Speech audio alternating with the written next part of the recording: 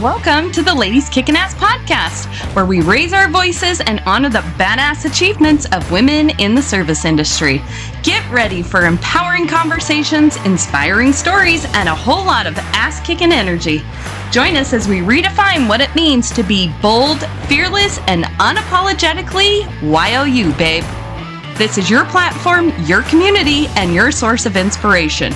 So buckle up, get ready to rock and roll, and let's show this world just how much we can accomplish. Welcome to the Ladies Kickin' Ass podcast.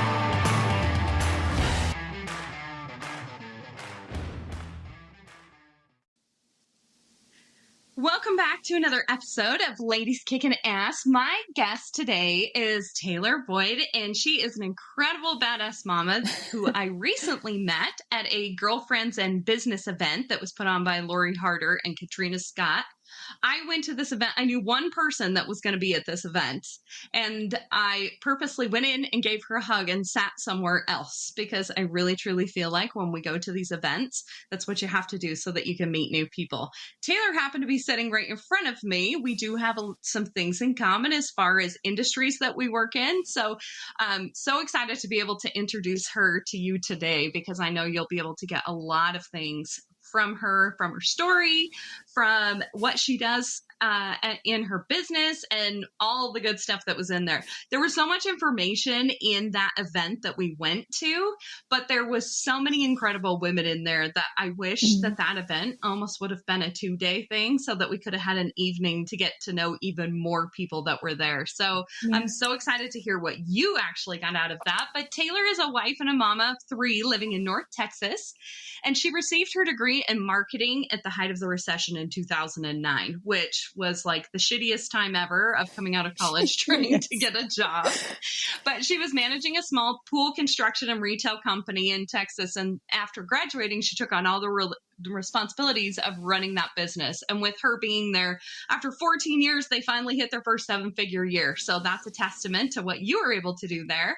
And then Talor stepped away from the workforce for a few years to try out being a stay-at-home mom, but it left her incredibly unfulfilled. And I appreciate so much that you say this because so many of us find ourselves in there and so many people are too scared to say anything about it. So through a few very rough years and went through a divorce, which also sucks. She was forced to get back in the game. Unfortunately, when she entered, she didn't have as much gusto behind everything that she wanted to do. And she just felt like she was letting employers tell her what they needed. And then she just would respond and, being a single mom and just going through the motions. I've been there, girl. So I feel all those feels before. So fast forward a few years later, Talor's remarried. She has 2 additional babies now. And thanks to her new supportive husband, she's dug up those goals to become an entrepreneur, and she has started a marketing firm that is called Talor'd Brands, and it actually started as a side hustle. So I'm so excited for you to tell us about that. So at the beginning of 2023, you went to this event and then all kinds of really cool things happened. And she's really been able to step into this journey full time. And I'm so excited for you to be able to tell your story about that, Talor. So thank you so much for being here. I'm so excited to have you as a guest. Yeah, I'm excited too. Thank you for having me. Of course. Yeah. So we've just introduced to my audience what a badass you are and everything you have been through. But who is Talor, the lady behind the business and all of those events? Gosh, I think at my core, I'm just an adventurer. Like I love seeking new adventures, and like even in motherhood and in my marriage and just like in daily life, I love to, if I don't have an adventure to look forward to, if I don't have something coming up, then I like start suffocating, right? Like I have to have something to look forward to and something to like keep pulling me forward. And so I think that's why entrepreneurship has just always been like hanging out there for me, because it's like one giant adventure. It's like calling me into it. So Yes, if you don't love adventure, like the roller coaster of life, don't get on that ride. It's right. If you like the monotony of the daily merry-go-round, like there are so many people and we all need people like that just go to work and they have their jobs and Yeah. that's where they're at and that's where they want to be. And God bless people that love to do Yeah. that stuff. I get Not bored me. out of my mind. Yes. In real life, though, I think it's very funny because we use that analogy of like merry-go-round and roller coasters. Like, I hate roller coasters. Right? I think maybe just because you live that all day long, every day. I'm like, I'm on vacation. I don't want to get on another one of these. I know. And I don't like to go round and round. So like I'm out on both No, of those pretty much. I'll just hold everybody's stuff. I'll be Yeah. I'm good at that. yeah. I'm good at that. Yeah. The chaos coordinator in the middle of everything. Oh my Yep. gosh. Oh So yeah. your journey has been marked by numerous challenges. We talked about you graduating during a recession. We talked Hmm. about being a single mom, going through all of these things. Can you Yeah. explain how you navigated these things and came out obviously on a stronger end so that you could start this new business? Yeah. I don't know. Sometimes like, well, when you're in the midst of it, like, I don't know if there is like a, oh, well, I did this, this, and this. Like for most of that time, I felt like I was in straight up survival mode, right? Like I knew that Mm-hmm. I had these big dreams. I knew that I wanted to do something big. And that's the only word that I had for it. Like well before I had my first son, like my mom and everybody, they would be like, what are you going to do? I'm like, I don't know. Like, I feel like I'm called to do something really big, but I don't know what that is. And I don't even know how to describe big. Like, that's the only word I have. And so like through that whole time, it was like, well, I know that I've got big things for my life. I know that I'm supposed to do something really important and help people and make a change. I always felt like I was supposed to write a book and, do all this stuff, but it's like, I don't know what that is. And so going through like, well, first of all, being a stay-at-home mom with a little toddler like that, like you said, like you just kind of get bored out of your mind. And I didn't know that boredom or anything was what I was feeling. I just knew that I kind of felt like life was just going to be over at like 25. Like, I had the husband, I had the house, I had the degree, I had the baby. And it was like, okay, now what? Like, now what do I do with my Yeah. life? And I was actually in the process of purchasing the pool store that I had been running. And I don't know, I was in my early 20s and it just hit me like a ton of bricks. Like I'm going to be tied, they had been there for 14 years. And I was like, I feel like now I'm going to be tied to this brick and mortar mom and pop shop in the middle of West Texas. Like my life is going to look like exactly like it does today for the next 14 years. And I kind of suffocated and then like freaked out. I tend to be a bit of a runner too. So I'm like, oh no, can't handle this. I'm like, I'm out. Yeah. I'm out of all of that. And so after that, it was really just like just trying to navigate being a single mom and being able to provide for my son. And I lived in a really expensive city, and so that's where like just allowing employers to tell you what you're worth, because like I had to have the job. I had to provide. I didn't have a choice. And so I basically spent those years just feeling like I was getting paid so much less than I was worth, so much less than I was giving. And I mean, it was just a struggle. I don't know if there was even really like a plan. It was just like, get through it. In my mind, it was just to get out of there because it felt like it was a geographical restriction because it was so expensive there. And the only jobs, like, I was in oil and gas. So I've been in like male dominated industries forever. But that was all I knew. And it's like, I just feel like I've got to get out of this. Like I've got to get out of this place. I've got to get out of this industry to really find myself and who I am, and to provide my son with more opportunities than I've been dealt, than I can see here. Yeah. So, once I got remarried, we were only married for, less than a year.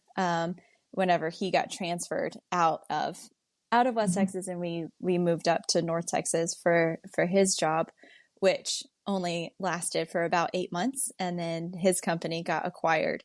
And so then he lost his job there. So after that, it was really just like both of us were on this new path. We were used to living a certain lifestyle. He was a petroleum engineer, and it was like, you know, everything was fine, right? And then it went from that to having nothing. You know, we sold our brand new beautiful home, and like our whole lives changed. But I really feel like the journey started there, of us figuring out who we were and stepping outside of the norm, that merry-go-round. Like we aren't okay with just living a mundane life. We aren't okay with just, you know, raising our kids the way that the world says that we should be raising our kids. And like, that's what you do. You get up, you go to work, you know, like day in and day out, that's what you do. So, we just really kind of were like, we just don't jive with any of this like normal stuff. Like we want so much more out of life than just like going to work until we die kind of thing. Yeah. And so, yes. So we both really set out on this, you know, entrepreneurial journey. And I found the courage and the freedom in it more so, I think, quicker than he did because of his encouragement, right? Like he was like, why are you not doing this? Why are you not, I just like spit out a random marketing strategy for a company that he was interviewing with. He wasn't even going to work for them. And they were a startup company, and it was a trash service company. And I was like, oh, well, this is the way that they should be set up and running. Like, this is what they should be doing. And like, just gave him this whole marketing strategy for this thing. And his face, like, I don't think I'll ever forget his face. He was just looked at me and he was like, why are you not doing this? I was like, oh, I don't know. Like, I don't know.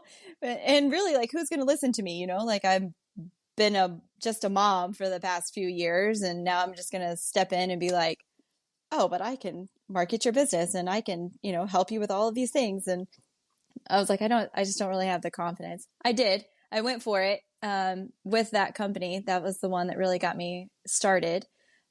So he got me a lunch set up and started working on their website and gave them some, you know, marketing strategies and stuff like that. So that's really kind of where it started. I don't think it was like I listened to entrepreneurs whenever they were like in their early 20s and they're like, I always knew I wanted to run my own business and I was always super entrepreneurial. And I was like, I struggle like hell to get where I am. You know, it's like, I like so admire those that like just know what they want and they just go after it from like an early age. But I feel like I had to like fall into it through struggling for so many years. I was like, okay, now it's time to actually like do the thing. It's time. Yeah. Yes.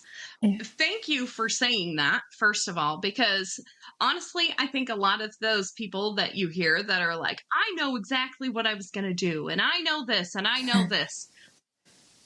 I'm sorry. I'm like bullshit, because you've had just as many bad days as the rest of us have.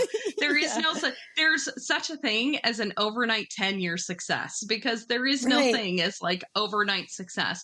Because if you're good at something, it takes time to get good at something. Yes. You know? Oh yeah. And it's one of those things that I think so much that women struggle with, something that I picked up on, because this is my big like, ooh, hang on to people, is when people say, I'm just a stay-at-home mom. Stay-at-home moms are freaking superheroes, because think about all of the stuff that you are doing all day long. Like that should be a $300,000 a year job of doing all that stuff. When I'm at home with all 5 of my kids just for the weekend, I'm like, dear God, I got to go back to my office, because it is so much that you're trying to get done in there. And do you think that maybe your stalling in jumping into starting your own business was a confidence thing, or the fact that you didn't know what you were doing? How much of those two played together? Well, I definitely think it was both. I am really passionate about like health and wellness and holistic living and all that stuff. So I just assumed that whenever I started a business that it would be something in that realm. but it was like I just kept falling on my face in that place, and marketing opportunities kept coming up. And like it was that lie that I kept telling myself, like, well, I'm not qualified for that. I don't know if I could do that, or I haven't done that in forever, or just all of the things that you tell yourself to disqualify you. But it just kept coming back and kept coming back. And I was like, okay, there's obviously something here. So I definitely think that it was a little bit of, it was a huge confidence thing, because I was like, I just don't know if I can do it. And two, it was like, I just need somebody to tell me what step one is, right? Like I tell my husband that all the time. Like, everybody's like, oh yeah, you can start these 7-figure businesses, and this is all you got to do, and this is what you got to do, and give you all. I'm like, can I just have step one? Like just like maybe 1 through 3. Like, so yeah. Yes, for sure. And that is what you're doing with helping these service companies, Really, if you think about it, like as you're saying, health and wellness stuff, like health and wellness is a service too. And Talor'd Brands is working with kind of home service companies, construction, things like that. It's really, if you're selling a service, you're selling a service, because the most important part of that is attitude and customer service. That's what it is. Yes. The service that you're rendering when you get there is the small part of that. Right. It truly is. So any kind of service, that's why we say on this podcast, I always say for service-based entrepreneurs, because if you're selling a service, I don't care if it's a weight loss program, septic pumping services, marketing services, or, electrical services, they're all following the same recipe. The ingredients are a little bit different. Right. Yeah. So I think it's really like, as far as services go, with things that you're doing with stuff too, it's definitely they're hand in hand with that. But I know that you do work with, construction businesses, home service companies with your business. What are some tips that you would give after talking about, just show me step one?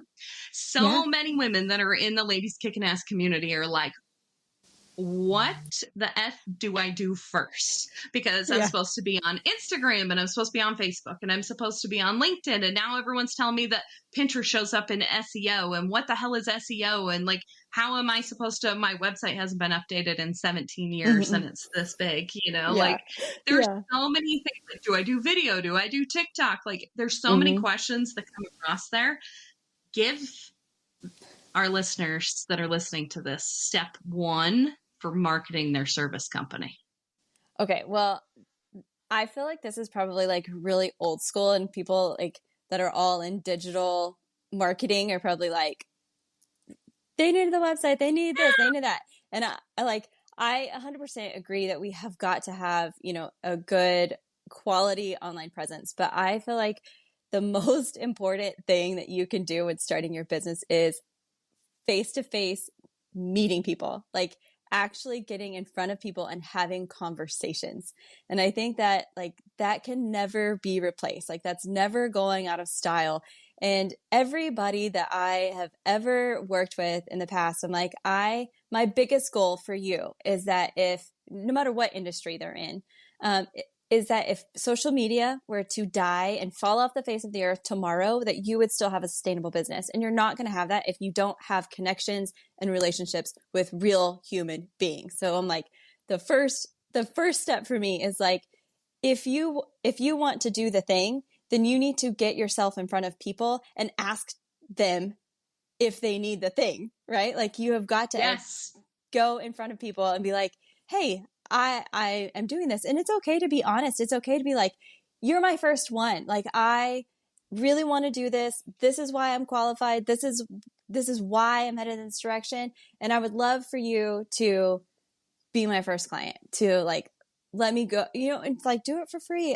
Whatever you have to do, like, or a small fee, just something to like get out there. I really started that with like, I had a bunch of friends like who happened to be in like landscape businesses and, just different types of entrepreneurial friends that I was like, I'm starting a marketing company, and it was amazing the confidence that I got from just stepping into their businesses. And they didn't see me as somebody who was like, oh, just starting out. Like it wasn't them throwing me a bone or like doing me any favors, right? Like I may have felt like that. I may have been like, oh, will you like please do me a favor and let me do this for you? But they were like, no, we hired like a marketing expert. And so then I was able to step in as a marketing expert and really like help them take their business to the next level that they couldn't, because sometimes you can't see, the forest through the trees, right? And so sometimes it takes that that outside perspective with a creative marketing brain and a strategic brain, because I don't think everybody's wired that way. And that's something else that I'm learning along the way too. Like, just because it's easy for you doesn't mean it's easy for everybody. I was like, oh, I thought everybody... I was just thinking that. Yeah, I was like, I literally thought everybody thought this way. Like, I didn't know that it was a gift, or, like, I didn't know that it was unique. So yeah, for me, I feel like the first step, like, I really feel like step one is just like owning that dream, owning that thing that you want to do, and going and talking to people and asking them to let you do it for them. I mean, because if you're in any kind of service, be like, let me do it. And I realize that there's certain services or certain industries where like it takes a bunch of capital, it takes a bunch of, stuff to get it started. You can't just like, but even then, I feel like the biggest step is like, you've got to make those connections to get the capital, to get the ball rolling, and it will fuel your fire as you go, as you start putting your dream out there in front of the right people. Like, I feel like you have to be cautious, because you can put it out there and somebody can like squash it real fast. But like making those right connections and getting in front of the right people, for me, is like number one, ground floor. That's what you should be doing. Talk about what you want to be doing. Talk about your dream. Talk about your business. Talk about your business as if it is the business that you see in the future happening, and just invite those other people into it. Absolutely. And that was something that we talked about at the event that we went to together. I know someone asked the question, and I've often thought this too, especially with like my septic company has employees, and there is an us, like there's been an us for a long time. And I've embraced the us with that. But because I have it in one side, like in my Ladies Kicking Ass community and the podcast and running the community and stuff. And I'm like, we all the time. And I'm like, you sound like an idiot because there's one person. So I just spilled the beans on myself there. So but it's like one of those things where it's like, like in my brain, this is a big community that is helping a lot of women, that people are getting together in different cities under the name Ladies Kicking Ass. And they're, in the service industry, and they're dealing with things together, and they're finding camaraderie and even mentorship with people. It's truly one of those like things that you build of, this is who, I needed 5 years ago.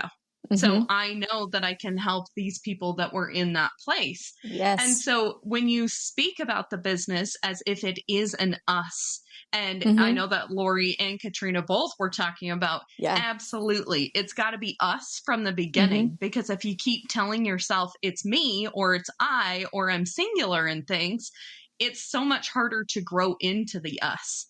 And I know that, having done that with businesses, man, that first hire is almost like you're giving your newborn baby to somebody and saying, love it as much as I do. They'll keep it alive and feed it and do everything possible because they do like it, but they're never going to love it as much as you. So it's really embracing that love from the beginning of this team that you're going to be able to build. So I love that. Just owning it and doing it. For sure. And I do feel like it is an us. Like, it may be me that is jumping out in this business and running with it, but it takes my husband and my family and, everybody that I know to, like, they all have to be a part of it too. So, and it also, I think whenever you just talk about like me or I, it narrows it down in your own mind. And I think it makes it heavier to carry whenever you're like, oh, I'm doing this, or I've got all this to do. But whenever you're talking about it, you're like, oh, this is our heart for this company or our vision or, all that stuff. It's like, it makes it feel lighter, like you're distributing the load onto other people. And it's not just like, so it's not like putting rocks in your backpack, it's like linking Yes. arms with these people that you may not know yet, but like it's empowering. I love it. Absolutely. Yeah. And when we're talking about marketing stuff, it's an us thing anyways, because you can provide all the knowledge in the world, but if the company that you're working with doesn't put forth some effort on their side too. Yeah.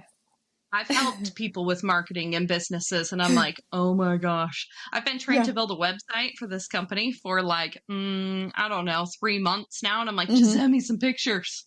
I can't do anything if you're not part of it. Yeah. So it's definitely an us for you, for sure.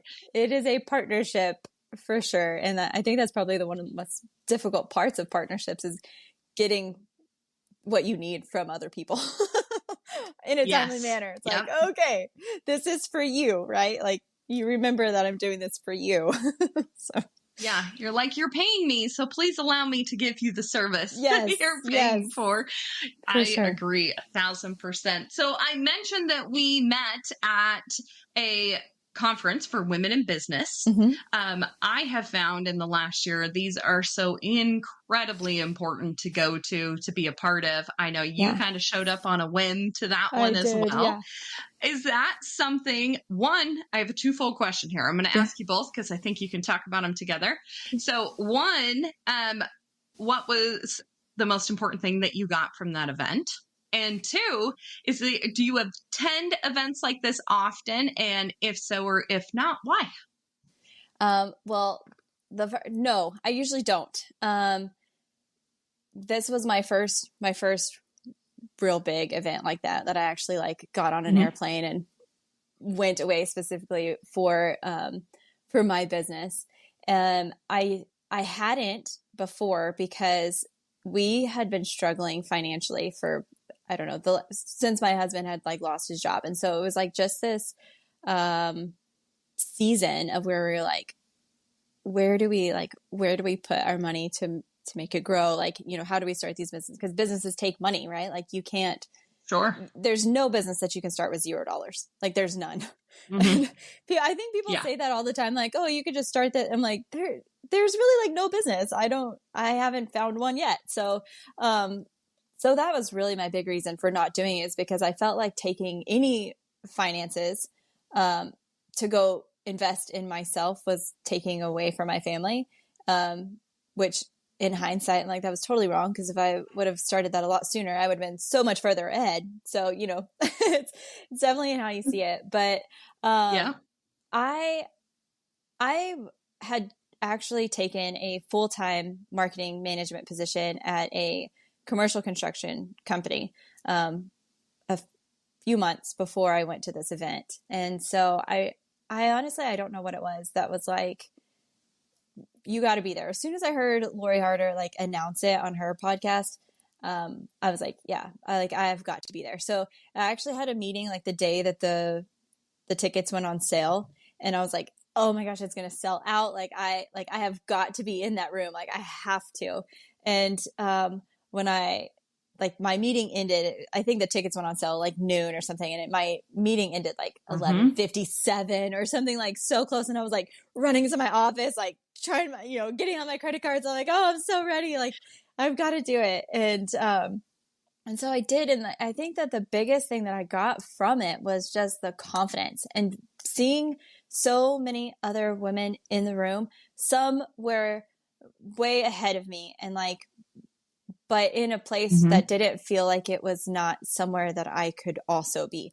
I felt like even Lori Harder, I've been listening to her forever and following her, and, Katrina Scott. And I'm like, it made those people so real to me. Like, I was like, oh, like I literally could be doing this. Like they are not different than I am. And just the confidence of being in that room, being in that place, and having other women who are in business speak into me and be like, why are you not doing this? Or you should be doing this, or, just so encouraging. And I was like, Right. Like I love that. And I was like, I am an entrepreneur. Like I may have a 9 to 5 right now, but I think like the funniest thing is like I came back from that trip, and I mean the plane ride home, which I left like early the next morning. And I so agree. Like I really wish that it would have been 2 days so we would have had more time to get to know, because there's a lot more conversation that I would have loved to have had than like flying in and flying out. But like Sure. early that morning, I was like waiting on my plane, and I had my whole notebook filled out. I feel like I had my whole business model. I was like, oh, I've got it. Like, I've just got it. Like, planning, my podcast and planning like all these things that I don't have yet, but I was like, just dream building, and it just seemed so clear. So confidence and clarity, I think, are the two biggest things that I got from being in the room. But then when I got home, I was going to, like, I had my 90-day review scheduled with the owners of the company. And my original plan, whenever I took that position, was that I was going to be there for 12 months. I was like, okay, I'm only going to be here for a year. And after that, like, it's full launch time. It's full entrepreneurship. Both me and my husband, we're going full on get it, but we're going to be there for a year. And here I am at my 90-day review. And I was like, telling my husband, I'm like, I'm going to pitch to them that they just hire Talor'd Brands. Like, why not? I could be doing the exact same thing. It's going to save them money. Like, this is a great, but I can implement my team to help me with other businesses as they come along. And, I just had like this whole plan, and I was like, this is perfect. So I put together a whole presentation, a whole pitch at my 90-day review. Said I was supposed to be there for 12 months and I'm here 3. And I'm like pitching them this idea. And when I pitched it, they were like, oh yeah, absolutely.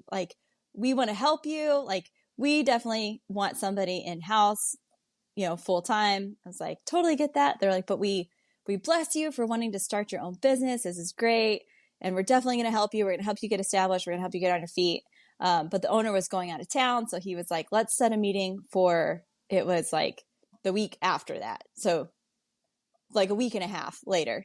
And he was like, and we'll talk again about how we can make this work. I mean, I had like my pricing and everything, like, and he gets back, and I get called into the vice president's office, and they just fired me. They was like, well, this is not going to work.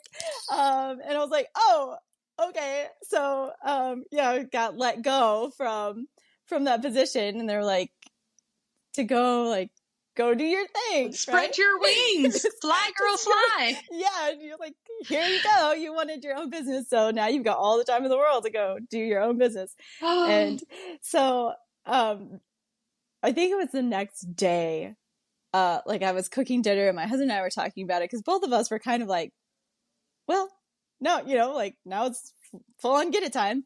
And, but we were talking about like family finances and all that stuff. Cause I mean, it was totally restructured. I wasn't thinking that I was going to go to like 0, from full-time income. And so we were like having that whole topic, and he was like, I just don't get it. He was like, you fly off to one women's event. It was one event. And then you just get home and you're like, F it. Just like, just full on entrepreneurhood. Like, we had a plan. It was 12 months. You waited 3, and you just went to one event. I was like, all I did, it just did one event, and it just like totally like my whole life. It's like, you're like, wait till after event 5, babe. I know. And I was like, well, I really want to go back in August. So he's like, no. He's like, let's totally pick up this plane crash first. Yeah. He's totally on board, and he's, like, he literally is my biggest cheerleader. So, but it was just funny, just that moment. He was like, you went to one event, and then you come home, and you're just like, oh yeah, screw it. We're just all in. It's like, well, yeah.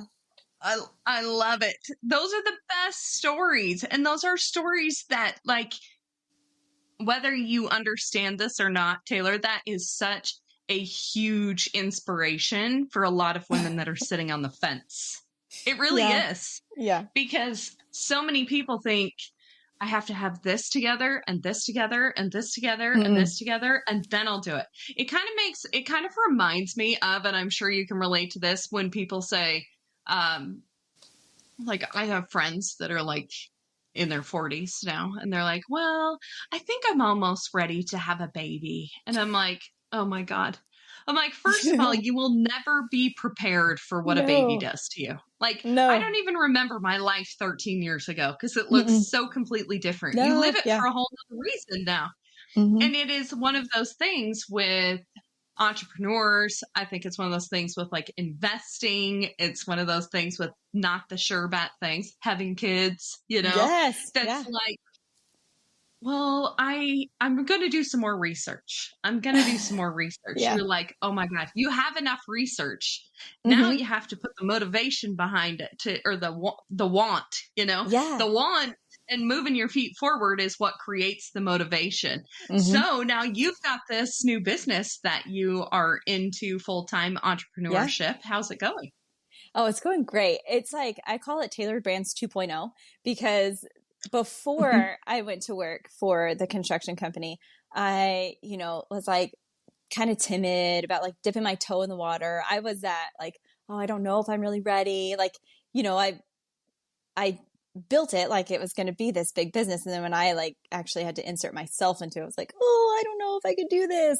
So, I Mm-hmm. really kind of before that, I mean, I like helped people, write marketing strategies and kind of go in and find the missing links, which to me has really been like the most fun part. And it's what a lot of people don't really consider as like part of marketing. It's like maybe you're already doing something, but let me go in there and help you figure out where those missing holes are so that you can actually Mm-hmm. get the return that you were expecting to. Because a lot of people, they're like, oh, I've been doing all this stuff, but I'm just not seeing anything from it. So it's not working. And it's like, well, like, okay, yeah, but let's go find the holes and let's figure out why it's not working. But Sure. I think that like going through from before to now, it's like it feels like a whole new ball game because now I'm like so clear on what I do, and I have walked out with the confidence because being there for just 90 days, and what I was able to see like in the data, like I love the analytics of it all, so I loved like watching, I'm all about like the bar charts and graphs and all of the stuff, and so like Mm-hmm. I just liked seeing the evidence of my efforts that were going into that business actually showing up in the viewers, in the phone calls, in like the things that were actually coming back to the company that we could measure, um like just taking all of that confidence and getting back into the swing of things, because up until that point, my kids were like, I had two very little ones. They were at home. My youngest daughter was a COVID baby, so like extremely attached to me, right? Like she was born Mm-hmm. right before quarantine, and so it taught all of us that we can breathe without each other, right? Like my kids can go to somebody else, they can be taken care of by somebody else, and that it's going to be fine. That I actually do have a business brain. Like I'm not like mom brain all the time, right? Like I can put it on and I can be productive, and I can walk in this like purpose in this call that I feel like I have on my life. And it's just like, so on this side of it, like I said, I feel like it's Talor'd Brands 2.0, and it's amazing to me, the clients that are coming, the opportunities that have been opened like immediately. But it's because I have gone out and I have looked for them, and I am calling people and I am emailing people and I'm like trying to make connections. And so it's like, um everything before I'm like, would you please let me help you? Would you, please? And now Yeah. I'm like, I really feel like I could help you. So, yeah. Yes. And this is how. And so, yeah, I feel like it's a totally new business, but it's been around for a couple of years, so. That's so cool though, because I think too, and I'd love to hear your opinion on this, but like when you are really good at something, and I think many times we undermine the things that we're really good at, and other Mm-hmm. people look at us like, I would like to learn from them. I would Mm-hmm. like to get information from them. And many times we discount that or make it free. Like Mm-hmm. people will say, I just had a lady this week that's like, hey, I would really like to sit down with you and just, talk to you about being a woman and like a service business and kind of the things that you've learned and all this stuff. And I'm like, come sit down with me and do all this stuff. And I'm Yeah. like you could That's totally be coaching. charging Yeah, coaching it's services coaching. for this Yeah. stuff. And Yeah. it's not like that's not the first time that's happened. That Mm-hmm. happens often. And it's one of those things where we often discount the things that we're really good at because it just seems second nature to us to be able to do that.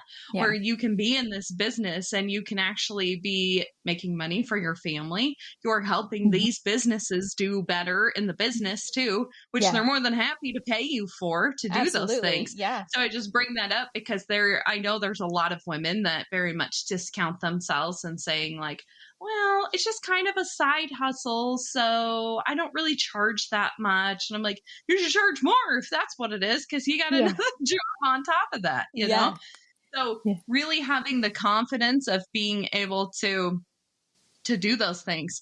And we can sit here and do that all day long, but there's stuff that every single one of us gives away for free that we could definitely be charging people for. And I think it's like this woman thing of like, I just want to help you, like I just want to help people. I love to see people succeed. So it's like, well, let me just help you. But then you look at it and every time you say yes to something for free, you're saying no to spending time with your kids or being at home with your family or getting the hell out of the office, So it's really just something for all of us to think about as we're building businesses. Like, make sure that you are getting paid for the time that you are putting into these because you deserve it. Yes. And I think that was a huge issue with me before, like, because whenever I was going into it before, I didn't feel qualified. And so I'm like, if you, so my prices were like stupid low, and I'm like, oh, well, you could just pay me this. And then I didn't enjoy the work because I wasn't getting compensated for it. Like it wasn't worth it, the time that I was putting into it.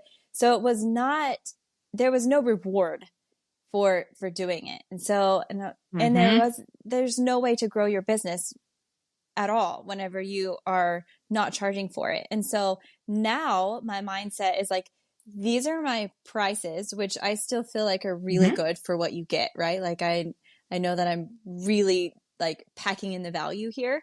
But these are my prices. And if you don't want to pay that, then you're not my target market, right? Like if you're not willing to do it, then I'm going to move on to somebody else that's not just, trying to get something for nothing, because everything that I do, especially in marketing, is to bring you a return. So every dollar that you spend on my services should bring you more revenue at the end.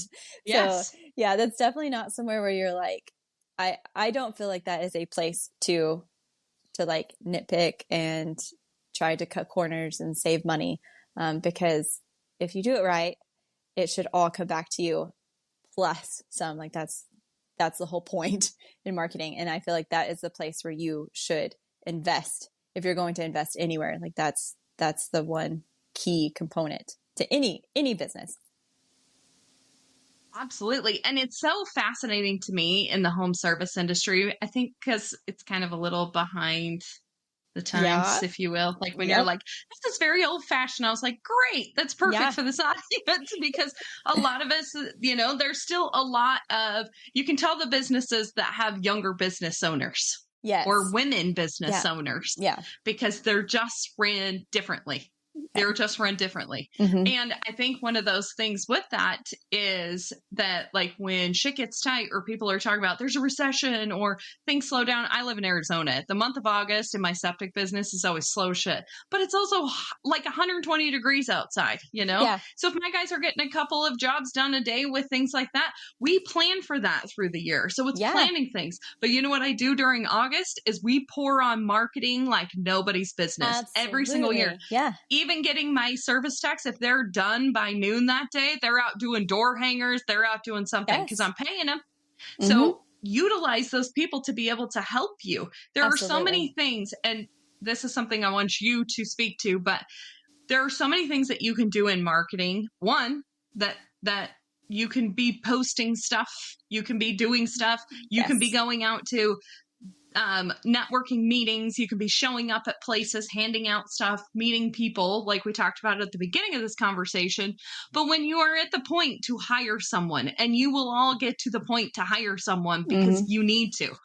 Yeah. Because you can't do all this shit by yourself. You should not be wearing all the hats. Just because you can doesn't mean you should. No, so when you get to that point, yeah. Yes, absolutely. Most of the time, business owners are the biggest bottleneck in their company. One, because they don't want to let go, because they don't think anybody can do it like they can. And two, they're like, well, I can do it. Why would I pay somebody else? Even though they know they've got more shit on their plate than they can handle, they still have that attitude. So when I know another thing with that too, though, is that there are some people that will try to sell you. SEO is a famous one. That people will say, I will sell you this SEO service and I will get you first place on Google's front page for, $1,500 a month. And then they don't do crap at the website. They don't do any blog posts. They're not doing anything that is refreshing or feeding and making this website or company look like it's alive. If someone is at the point where they're going to hire a professional marketing company like yourself to do that work, what questions should they be asking to make sure that they are getting a reputable person? Well, for me, it's what are they wanting? And I know like a lot of business owners, like they don't know what they need, right? But for me, it's all about that. It's about the strategy. It's about the partnership and creating, like, I feel like if somebody is really going to help you get to where you want to go, they need to be asking what your goals are. They need to be asking what you want in your business. Because if they're just like, oh, well, I can promise you like first page on Google or whatever, like it still might not be. One, it's probably not legit. And two, you have to have a destination in mind to be able to draw a map to get there. And SEO and social media posts and knocking on doors or, door hangers, flyers, all of that stuff, it's all great, but it should all be part of your strategy. Like that, it should not, like social media should not be your marketing strategy. And, going door to door should not be your marketing strategy, so I feel like if a marketing professional is not interested in your goals and they're not interested in where you're going, they're not going to be able to create anything for you that's going to help you get there. That's like the biggest thing for me. I really want to get to know my clients. I want to know their business. I want to know where they're going. So that way we can fit the right strategy to get to where they want to go. And we can chop it up into smaller pieces, kind of different phases. Like I said, I do feel like today you cannot get around not having a good online presence. Like your website, your SEO, your social media, all of that stuff is important, extremely important. But I don't feel like that should be part of the overall strategy and not the strategy itself. Sure. I love that answer so much. And I think a lot of people get stuck up, like you were talking about, like, just imagine if social media goes away, can you still run your business? And so many people get stuck on like the social media part of this. Like people in the community will be like, well, I only post once a week because I don't want to bug people. And I'm like, first of all, you're posting boring shit if you're only posting once a week and you think that you're bugging people. Like 2% of the people that are following you just saw that post anyways, because you're not active. So they're not showing any of your stuff anyways. No. So really just like the education part of stuff too. If someone is willing to educate you on things that maybe you don't understand. Yes. And if, like I had a restoration company that I was working with, and he works with just insurance adjusters. That's where he gets all of his work from. He's not interested in getting a phone call from somebody in the middle of the night that had a flood. He wants to be the referral partner of the insurance adjuster. Yeah. But he needs an online presence, one, for people to leave him a review so he looks reputable for other insurance adjusters. Yes, And absolutely. two, that he's just got online presence. And then social media, I told him, I'm like, just post before and afters. At least you're just showing up with something. Yes. Stats and before and afters. People love them. Yes. And that was the simple strategy. He doesn't need to be all over the place. And he doesn't really need to be anywhere. I'm like, just do Facebook and Instagram because you can post in one spot and it goes to both of them. Like, yes, you're showing up there. You don't need to be on the Twitter, and you don't need to be in all of these places. And I think so much of it just becomes so overwhelming. But if I would have went to him with a whole marketing strategy of like, well, we got to build this website and get your first page on yet. Like, that's overkill. That's not stuff that they want. So just as Taylor's talking about here to my audience, like, know what your goals are when you go to talk to somebody so that you can make sure that they understand what you're looking for and that they can help you build the map to get there. You also have to be really honest about where you're at, because that map doesn't mean shit if you're not honest about where you're at. No. If you have a website from 1990 that you haven't touched and you have no social media presence, you have to be honest with them and let them know, because they need to know where they're starting from to get you to the destination of where you want to go. And be open-minded. Yeah. And be open-minded to change.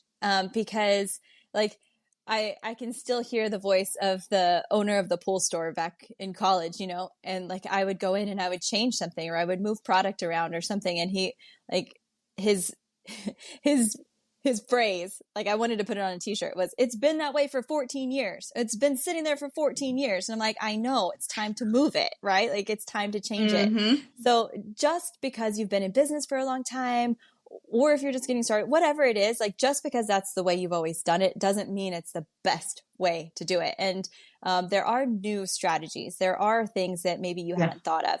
And it's okay to change some things that maybe you think are working, but could actually be working a lot better for you in the long run. Or that you're just kind of spending money in a place just because that's what you've always done, but it's not really like the most effective and efficient use of those marketing dollars.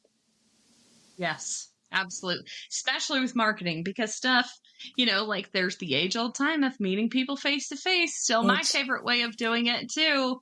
But, you know, those relationships last forever. But some people just throw so much money at stuff, and they're not, like, you need somebody too that can give you the digits, like, know your numbers that you're getting from this. Because if you're throwing $1,200 at SEO or social media postings and you're not, what are you getting from that? Like, if you're doing no call to actions, you're not doing anything, and you're just showing up, you could knock that shit out on a Sunday afternoon and call it a day. You know, like, make sure you're getting something from it. And I think that's why I love the analytics so much, is because I just love to see the actual cold hard proof of what you were doing. You know, it's like, there's nothing that you can do out there that isn't trackable. And if they are trying to help you as a marketing expert or a marketing service, and they don't have like hard numbers, they don't have analytics that they can show you, like, oh yeah, we changed this and it increased our viewership 173% or whatever, you know, like, whatever it is, if they can't show you what those are, then it's like, I would just say, move on. What are you doing? Yeah. Yes. And, you know, be really honest with that. Watch your numbers, do the stuff, you know, and sometimes people may not understand if you already have someone that you're working with. Somebody may not understand what your goals were in the first place. But don't be afraid to have those conversations, because when you're doing a service like Talor does, is having the service, like, you want to know what their goals are so that you can measure yourself and seeing that you're providing a good service for them, correct? Yes, absolutely. And even if you have a marketing person in-house, I just feel like this needs to be said. Even if you have somebody in your office that has the title of marketing, they probably need some help, right? Because typically marketing gets put on the person that has the least amount of work to do that day. You know, it typically gets put on somebody that may or may not have any kind of marketing experience or background.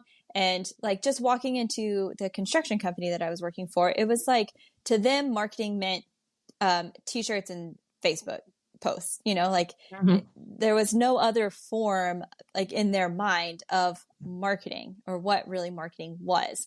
And so that person that is handling your marketing, they might need somebody third party to partner with to build that strategy, to work with your goals and where you're going and where you're at, to be able to understand what those numbers are, to be able to find where to look for them, right? And be able to track them and keep up with them, and to build an actual strategy. And then maybe they can carry that strategy out on their own, or maybe they still need some help with implementation. But it's okay to have an in-house marketing person that still needs third-party help. Yes. Marketing is a huge job title for a company. There's a lot. Huge.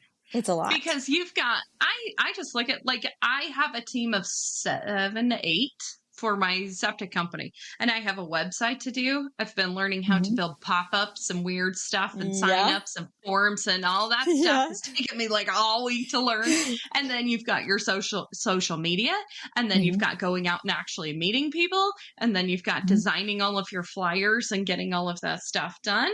And then you've got Google AdWords or any of that stuff, online advertising that you're doing. Like, there's so much involved in that. And sometimes it may be best to have a third party person that is handling those things if you want more of the in-house presence of a marketing person, Right. I think like many times it's like, okay, you're in charge of marketing, go.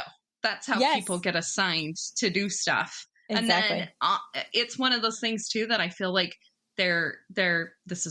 you'll get it. You're from Texas. Like, their head's on the chopping block. Yep.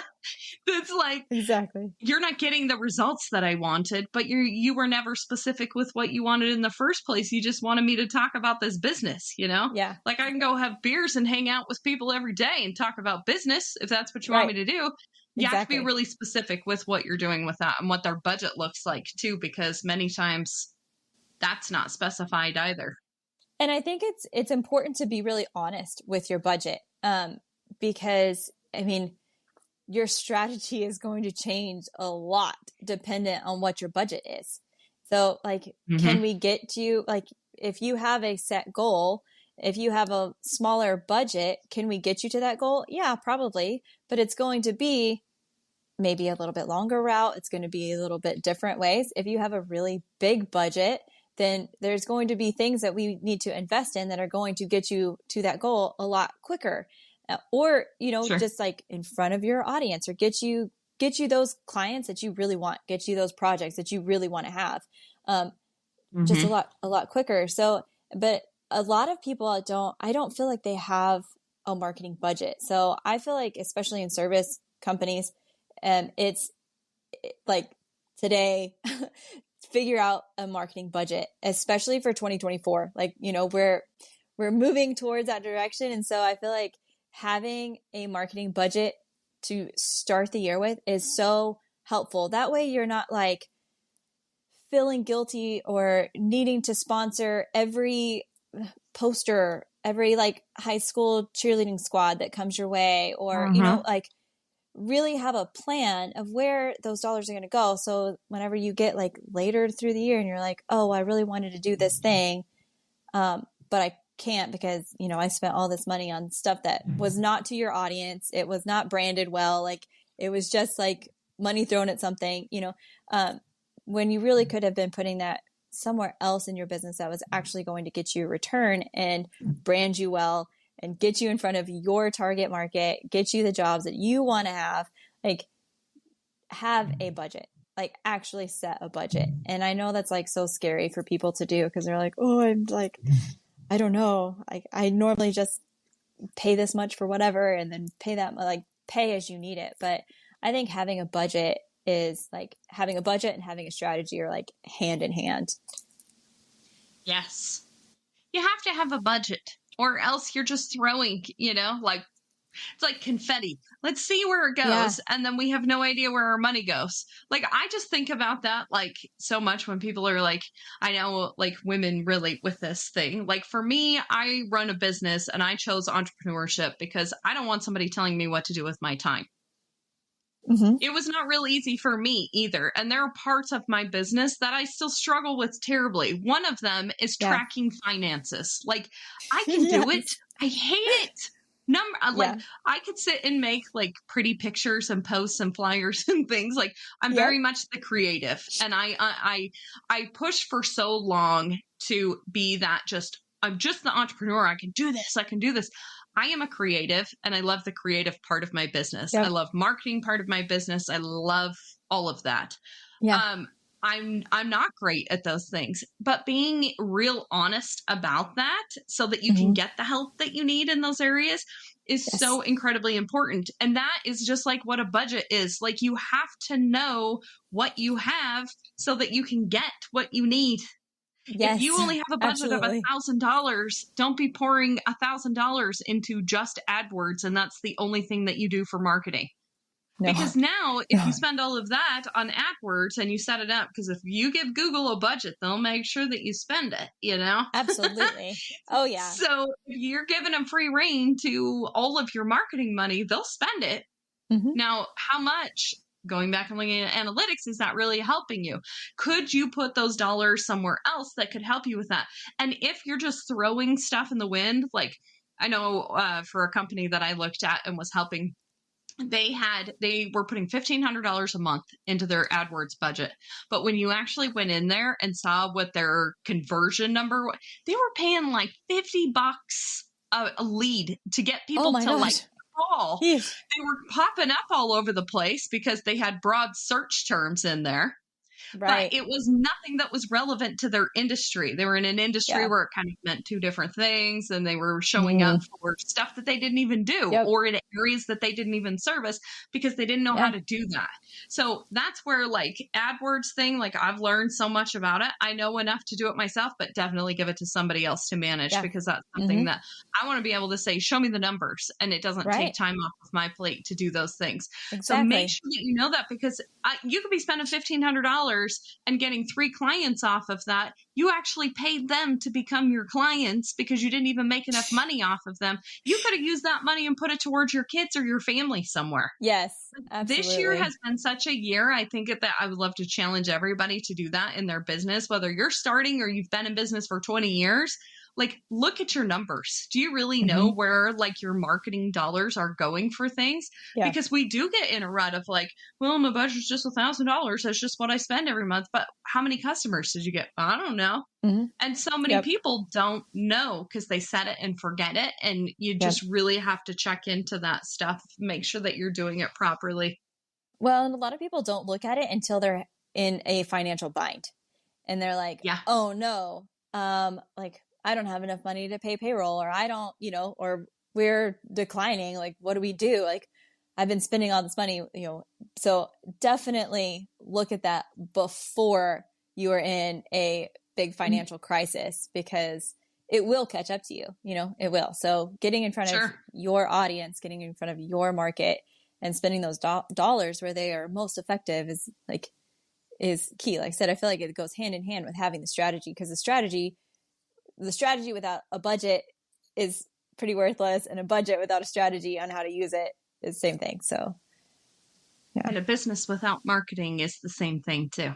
It's worthless. Yes, because you have to market that business and the services to be able to have a business. So when people say, "Oh God, I just cut," I just cut my marketing dollars, I just don't have any. I'm like, well, pack your stuff. Because you have to, you cannot look in a financial bind at marketing to be like, I'm going to cut my marketing dollars. You need marketing more than ever. So what else are you cutting to pour into some more effective keyword marketing? And that starts with hiring someone like Talor that knows what she's doing. There you go. And that's really like where I have been at with Talor'd Brands, like 2.0, like I like to call it, is the marketing audit. For that reason, because I do feel like so many service industry or service companies are like, we've been spending all of this money, or we spent so much money last year on SEO, on ads, and like we didn't see anything for it, or, very little. And like, what are we doing? And so their whole thing is like, just get rid of marketing, or, whatever. And so Mm-hmm. it's like, my whole purpose is to come in and help you see what's missing. Like, okay, if you put this money in here and look at those numbers, look at the analytics, and figure out what was the missing link. Because you may have been doing something right. There may, like, in that digital space, there, like, sometimes it's just one thing that's kind of off, and to make it all click and to make it all work.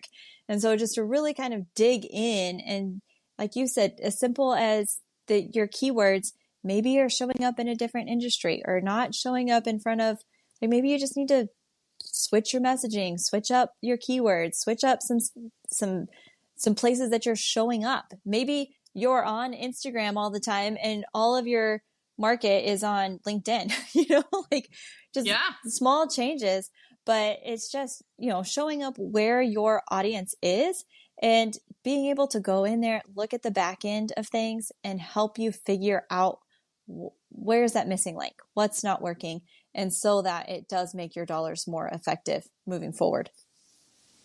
Yes. Oh, so much good info. Now everybody's going to need a marketing audit. So tell us how they can work with you and do that. Yes. Well, you can go to talordbrands.com, and Talor is spelled weird. And I was like, as a marketer, I should have known better, but this is how it is. So it's TALORD brands.com. And I am also on all the social media at, Talor'd Brands. So it's TALOR 'D brands on Facebook and Instagram. So, and I'm on LinkedIn too. I'm in all the places. Awesome. Well, your people are in all the places, so that's important. They good are example. In all the places. I'll put the link to everything that is Talor'd Brands in the show notes too, if you guys want to check her out. She is in Texas, but she can work with you all over the place, because in the magical world of Zoom and everything else, you can meet with people all over the place. So I love that. Absolutely. Because it makes your business limitless, because there's a bajillion service companies that need your help. So absolutely.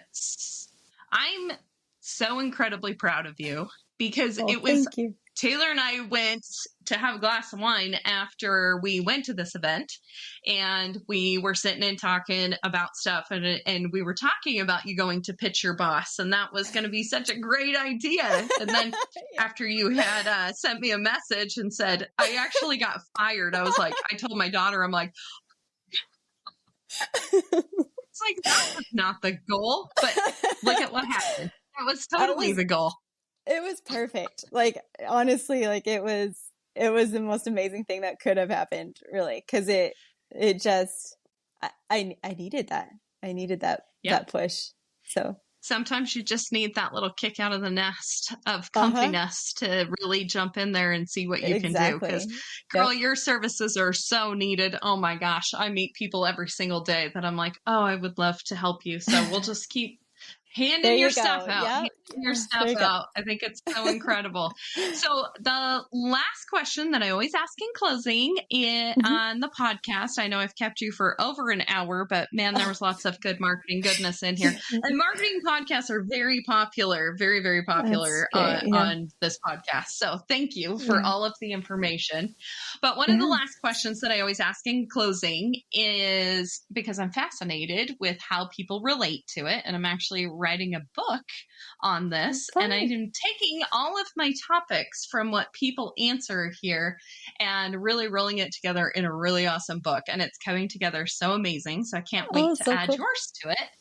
So when I tell people that I have a podcast in a community called Ladies Kicking Ass, it's kind of a head turner. Like, what? Tell me more. So what I love to learn from my guests is, when you hear the phrase ladies kicking ass, what does that mean to you? I hear ladies that are like doing it, that they are involved in their own lives, that they're not just sitting by and living the mundane and just like being okay with the mundane. I feel like they're like breaking through and they're going to make something out of their lives and they're going to make an impact on those around them and they're going to make a difference in the world. And so it's like I feel like ladies kicking ass are the ladies who are actually like living for purpose. They are living for what they were created to do and they are going after it like wholeheartedly and just making waves. We're making waves. I love it. Well, thank you so much for all of your information that you graciously handed out. This was a value-packed podcast, so it's going to be so incredibly awesome. I'm so excited to be able to watch you on your journey and see what you do with Talor'd Brands, get together with you and go to another event that was so fun. Yes. And just see how everything grows for you and just supporting you all along the way. So thank you for spending time with us. Thank you so much for having me.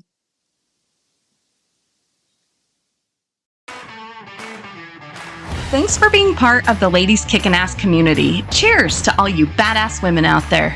Keep rocking your power, igniting your fire, and making waves in the service industry. If you loved today's episode, please do me a quick favor. Take a screenshot, post it, and tag us at Ladies Kickin' Ass. Be sure to include the link to your favorite episode. Your support in spreading the word means the world to us as we aim to empower even more women. Hit that subscribe button to stay tuned for more kick-ass episodes. And don't forget, a 5-star review is the ultimate high five. Connect with us on social media. All the links are in the show notes. Thank you for being part of our tribe. Now go kick some serious ass, lady.